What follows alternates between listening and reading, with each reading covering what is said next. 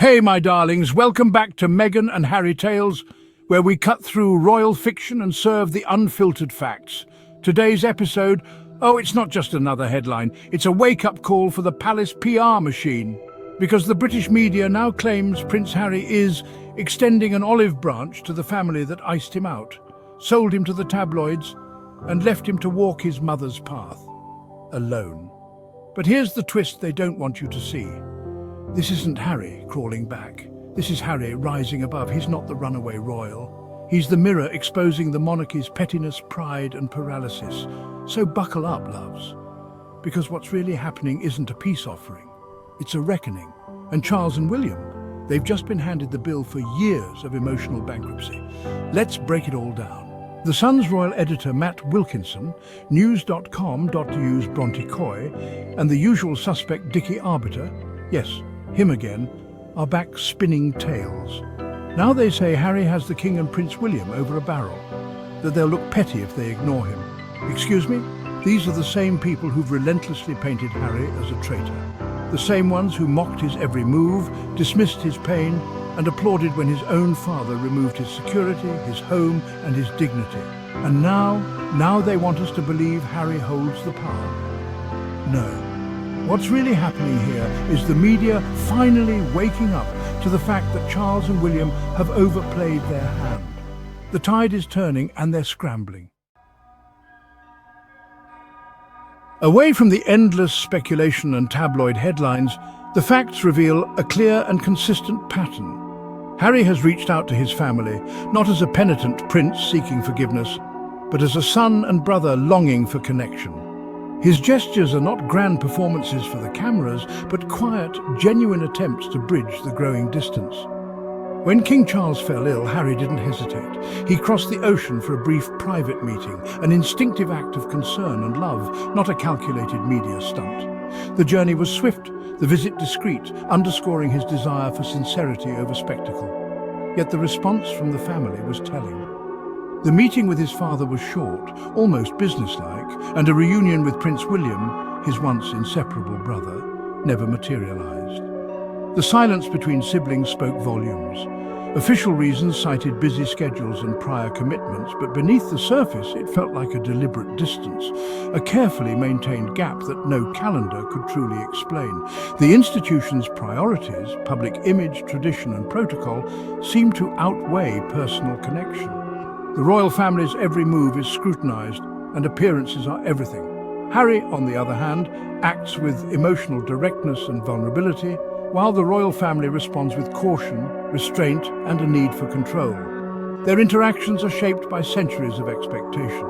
What should be a simple conversation between family members becomes a diplomatic negotiation, weighed down by history and protocol. Harry offers open communication and honesty, hoping for understanding and reconciliation. Yet the family clings to old ways, managing problems behind closed doors instead of truly resolving them. His hand remains extended, met with reluctance and hesitation, a symbol of hope, but also of uncertainty. He's not asking to return to the past or erase what's happened, but for a new beginning, a chance to build something different together. The question now lingers, can his family accept that offer? And are they willing to meet him halfway beyond the boundaries of tradition? The answer to that question will define not just the future of their relationship, but the legacy of the royal family itself. At the heart of this drama is a clash of values, a struggle between tradition and the desire for personal freedom, between the expectations of a centuries-old institution and the needs of the individual. The monarchy is built on control of image, narrative and behavior, where the individual is always secondary to the crown. Every gesture, every word is carefully measured to protect the institution's legacy. Personal struggles, private pain and even authentic joy are often sacrificed for the collective image.